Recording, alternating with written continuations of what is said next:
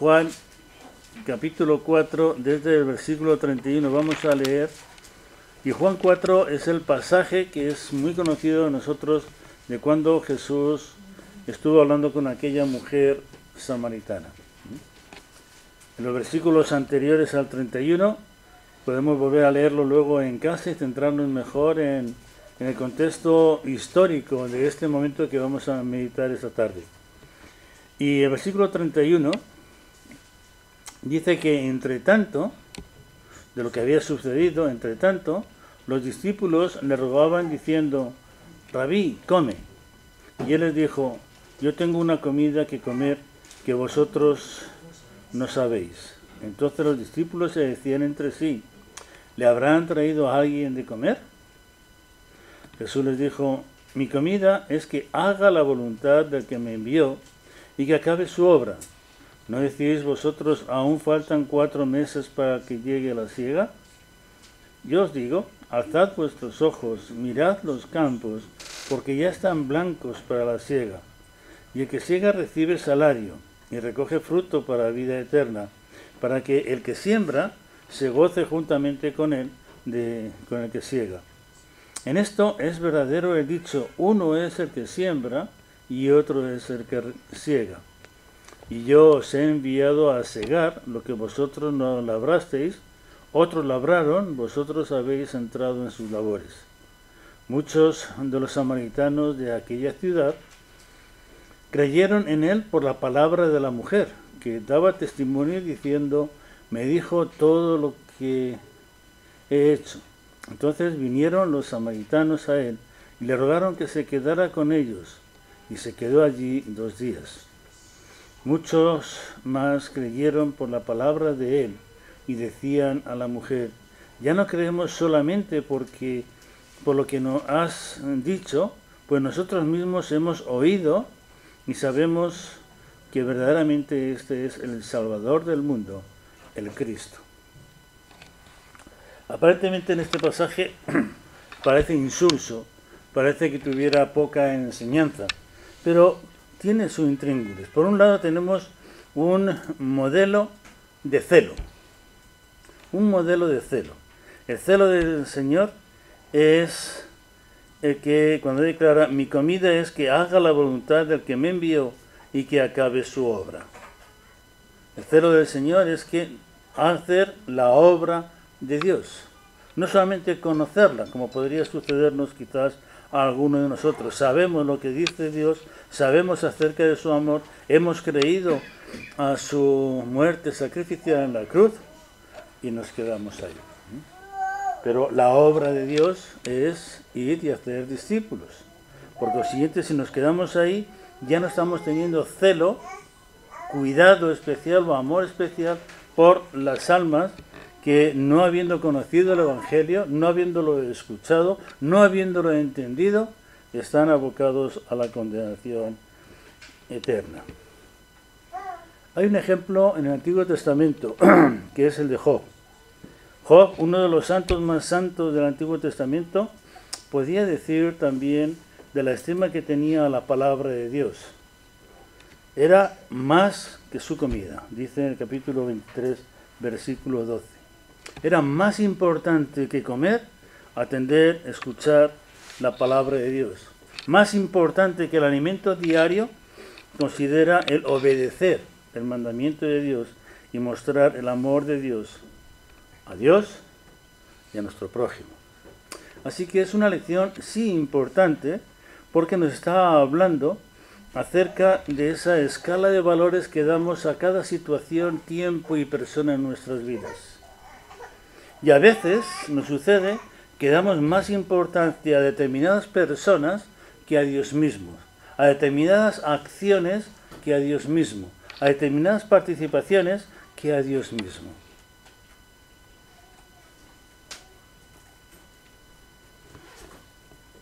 Había una hermana en Medina, ya con el Señor, que ella contaba su experiencia cuando le visitaba a la familia que venía bien de Linares o bien de Bilbao, donde tenía familia, y cuando llegaba el domingo a las 11 de la mañana les decía: ¿os venís o os vais? No les daba más opción. No sé por qué razón no quería que se quedaran en casa. Quizás quería forzarles a que la acompañaran al culto. Os venís conmigo y ganaréis. Y si no queréis veniros conmigo, iros a la plaza a visitar las iglesias de techo bajo y a tomar el vermú, lo que queráis, y luego a las 2 ya nos volvemos a ver. El amor de aquella mujer estaba primero Dios, después su familia, cuando hubiera hecho un esfuerzo de viajar mucho para visitarla. Y en ello me admiraba. Por eso en varias ocasiones la pongo o la he puesto por ejemplo. En cambio, somos más dados a que hemos recibido una visita que darnos a cuidarle en casa, no siendo que si le dejamos solo puede abrir algún cajón y enterarse de lo que tenemos en los cajones o en los armarios. Desconfianza, pues. O para que no se sienta solo, ya que ha venido, le acompaño y voy donde él me lleve. En lugar de insistir, vente conmigo a la iglesia. No, yo en eso no creo. Bueno, nadie te va a enseñar nada malo, y si lo que yo escucho cada domingo puedo estar equivocado, tienes la oportunidad de explicarme después en qué está equivocado. No gastamos un momento de saliva ni de tiempo en convencer a la familia que nos acompañe al culto o que se vaya de iglesias de techo bajo. ¿Me entendéis cuando digo iglesias de techo bajo? Bares. Es donde la gente se refugia. Y decía un anuncio por ahí en la televisión: benditos bares, porque allí es donde la lengua se suelta. No sé si por el efecto del lugar o por el efecto del alcohol, pero se habla y se habla y se habla. En el libro de Eclesiastés nos dice que todo lo que nos venga a la mano para hacer por las almas de otros, que lo hagamos según nuestras fuerzas. No hay obra o guerra grande, demasiado grande.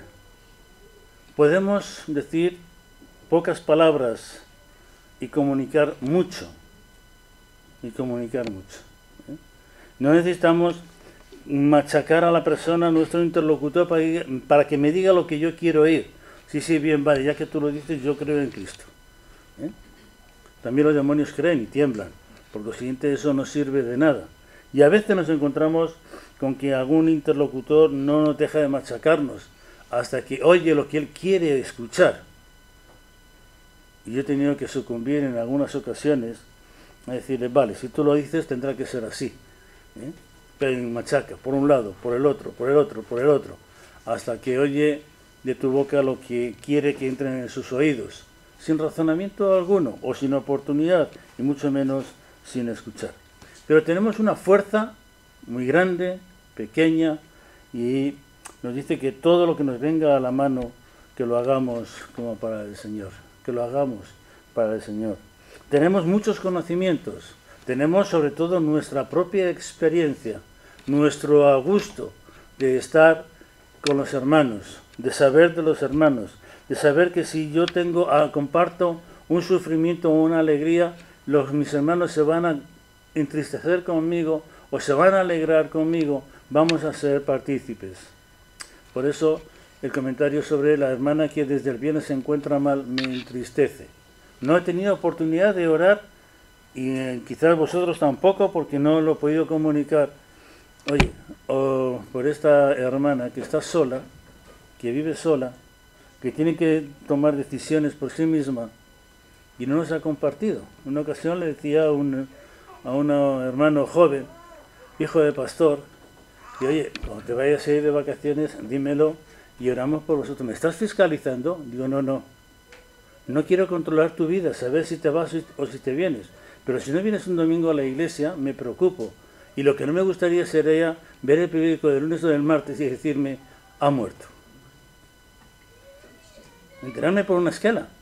En Medina todavía tenemos la costumbre de esos tablones donde se anuncian los que se han muerto, cuántos años tenían y dónde vivían en algunos casos. No quisiera enterarme de que te has muerto por una esquela. Si tú me dices: oye, nos vamos a ir este fin de semana, vamos a estar a la iglesia porque vamos a visitar la iglesia de Matalascabras, pues oraremos por ti para que el Señor te guarde en el viaje y te encomendaremos que lleves nuestros saludos a la iglesia de Matalascabras, que pesan poco o nada. Entonces, hay gente que quiere oración, Nos pide oración en momentos en los cuales están perturbados, pero en cambio, cuando llega el momento de la respuesta, el momento de la recuperación, el momento de ver que el Señor cómo ha bendecido y ha cambiado aquello que era una preocupación grande para mí, dejó de serlo. No nos lo comparte. Hace unos días de la lista de oración tuve que decirle a Rubén, oye, ¿y de esta persona qué más sabemos? Porque fue operada y estaba en casa. Ya cuando indagamos o indagó sobre qué pasaba con esa persona por la que nos habían pedido que oráramos, dijeron, no, si lleva en casa 3 meses o lo que haya sido, pero esta próxima semana va a empezar con la quimio.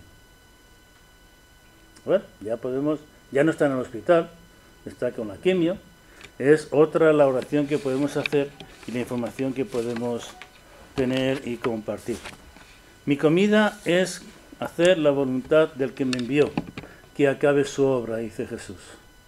Los discípulos pensaban, como había estado allí hablando con una mujer extraña, se habían escandalizado porque encima era samaritana, y conocemos la historia de los versículos anteriores, pensaron que no tenía hambre Jesús, y por eso decía, yo tengo una comida que vosotros no entendéis. La comida yo siempre la vinculo cuando analizo y pienso en este pasaje con lo que son nuestras necesidades diarias, perentorias. Y a veces ponemos a nuestras necesidades perentorias, nuestras necesidades de cada día, por encima de Dios. Y es cierto, Dios ha prometido que ninguno de sus hijos mendigará pan.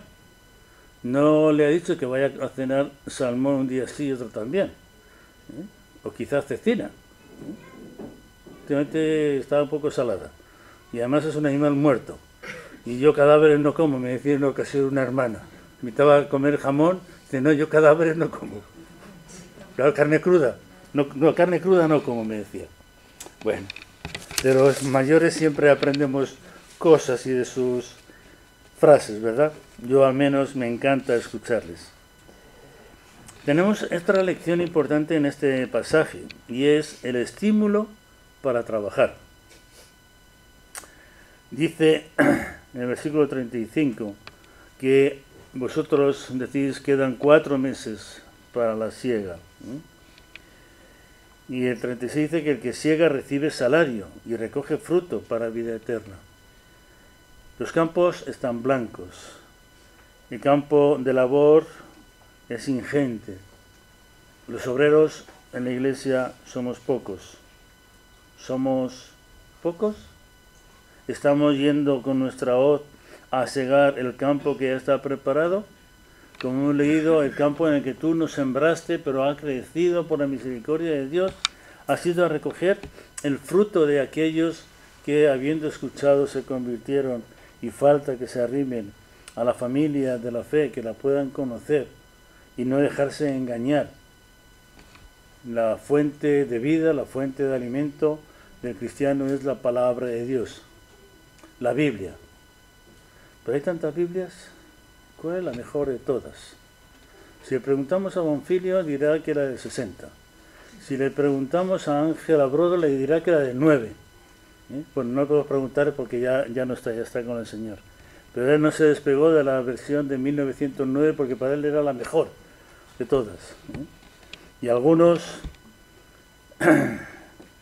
pues dicen que lo mejor es la nueva versión internacional porque es una versión dinámica, que dice lo que el que ha traducido piensa que quiere decir y no lo que literalmente está diciendo. Por eso Reina Valera es una Biblia muy mala, pésima. Es muy difícil de entender, porque nos dice lo que del original viene de forma literal, aun cuando los traductores hayan adaptado un poquito el lenguaje. Uno de los traductores de Sociedad Bíblica comentaba en una charla que si traducimos literalmente los meantes contra la pared, ¿qué se puede entender? Además, eso de meantes suena mal. Se manchan las paredes, se llenan de humedad. Cuando quería decir los soldados. Entonces han traducido los soldados y varones, porque las mujeres no mean contra la pared. Entonces, cosas de ese estilo han adaptado las traducciones. La versión de la palabra, uno de los primeros textos que me chocaron era el uso de la jofaina, como una modernidad del lenguaje, la adaptación del lenguaje al lenguaje popular, al lenguaje habitual, pues usaba la palabra jofaina. En mi Castilla, en mi Medina y aquí alrededor, la jofaina es una palabra en desuso. Quizás ese traductor que colaboró con esa versión era andaluz, y entonces allí puede ser muy frecuente y muy común. ¿Alguien sabe lo que es una jofaina? Una palangana. Palangana la conocemos. Ese recipiente más o menos plano donde echamos agua para lavarnos las manos, sobre todo cuando no hay agua corriente en casa. Bueno, pues es una palabra árabe introducida al castellano y muy utilizada en algunas zonas. Pero la versión de la palabra, lo primero que me chocó cuando la abrí y empecé a leer era el uso de palabras que no forman parte de mi vocabulario. Por eso los amantes de la Biblia de versión de 1909 eran reacios, entre ellos mi pastor, a utilizar la del 60 porque era demasiado moderna. Y cuando yo di un Nuevo Testamento a un compañero, dice, no entiendo lo que dice. Déjame acá que te lo explico. Porque claro, somos bancarios y nos entendemos perfectamente en el argot bancario. Pero en el argot de la Biblia tú no te enteras y yo sí porque estoy acostumbrado. Aún la del 60 tiene sus peros. Yo utilizo normalmente la del 95, que cuando salió pues pregunté a un teólogo, oiga don Juan, ¿usted qué opina de la versión del 95 con respecto a la del 60? Dice, la del 95 es como la del 9 pero actualizada. Ah, si tenía en mi historia 2 valedores de la versión del 9, quiere decir que la versión del 9 es buena para estudiar, entonces la del 95 es buena también para estudiar. Sea como fuere, tenemos que trabajar y cosechar lo que otros han sembrado. Los designios de la carne son enemistad contra Dios, nos dice el apóstol Pablo cuando escribe a los romanos. Los designios, las costumbres, nuestra propia debilidad de nuestro cuerpo carnal. Es enemistad contra Dios en el sentido de que abandonamos nuestro testimonio y nuestro proclamar a otros para que sean salvos. ¿Me va a decir que no? ¿Para qué le voy a invitar? ¿Para qué le voy a invitar que venga a mi culto, al culto especial de nuestra iglesia, si ya sé que me va a decir que no? ¿Y si un día te dice que sí? Para el concierto de hace unas semanas invitamos a una persona y Dori tenía sus reservas. ¿Va a decir que no? Bueno, oye, déjame que le lleve las entradas con una notita. Espero que lo disfrutes. Fue el texto que le puse en la hoja de presentación. Espero que lo disfrutes. Efectivamente, vino al concierto y disfrutó del concierto esa persona. No nos dijo que no. Por compromiso, por la voluntad de Dios, solamente Dios sabe cómo ha calado en él, en esta persona, el mensaje que se dio durante el concierto y los mensajes que pudo leer, porque de inglés que yo sepa no sabe, yo tampoco, pero los mensajes en castellano estaban muy bien, me ayudaban mucho, ¿no? Entonces, a veces somos nosotros los que ponemos cortapisas a nuestro testimonio. Nos avergonzamos de que nos digan no. Bueno, si no ya le llevo. ¿Qué me cuesta decir te invito? ¿No quiere venir? Pues tú te lo pierdes. Yo te he invitado. Y tal vez pueda ser el labrador que coseche lo que quizás otros sembraron y tú no te enteraste. Porque escuchó, porque leyó un folleto. No todas las herramientas que tenemos a nuestro alcance son válidas para todas las personas. Sabemos de personas que se han convertido por la lectura de un folleto. Otros porque se empezaron a leer el Evangelio de Juan después de haberse fumado a Mateo, a Marcos y a Lucas. Y cuando llegó a Juan le dio por fumármelo, voy a leer a ver qué es lo que dice aquí estas letras. Y a partir de ahí ya conservó el resto del Nuevo Testamento que le habían regalado y ya no se lo fumó más. Pero se convirtió. Pero eso sirve con algunas personas. El Espíritu Santo nos utiliza Podemos comparar ese que lanza las flechas, digamos, del testimonio, las flechas del llamamiento, las flechas de la invitación a la conversión, y utiliza una multitud de ellas. Hay una palabra rara que a mí me costó trabajo entenderla en su momento, es la palabra aljaba. ¿Sabéis lo que significa una aljaba? ¿Lo que es? El recipiente donde los cazadores o guerreros metían sus flechas, 4, 6, 8 flechas.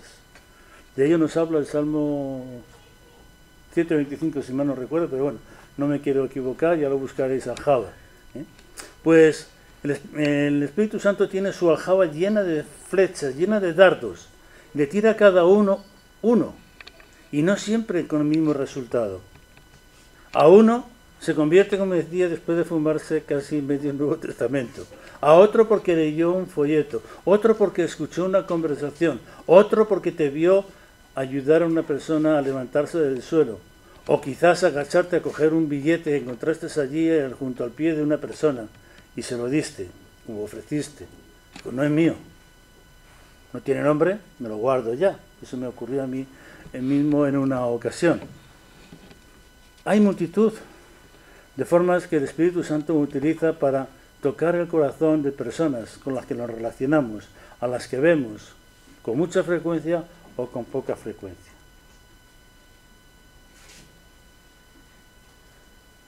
Tenemos que usarlas para poder cosechar ese fruto agradable a Dios, como dice Pablo cuando escribe a los Corintios, que somos grato olor de Cristo en los que se salvan y en los que se pierden. Somos también responsables.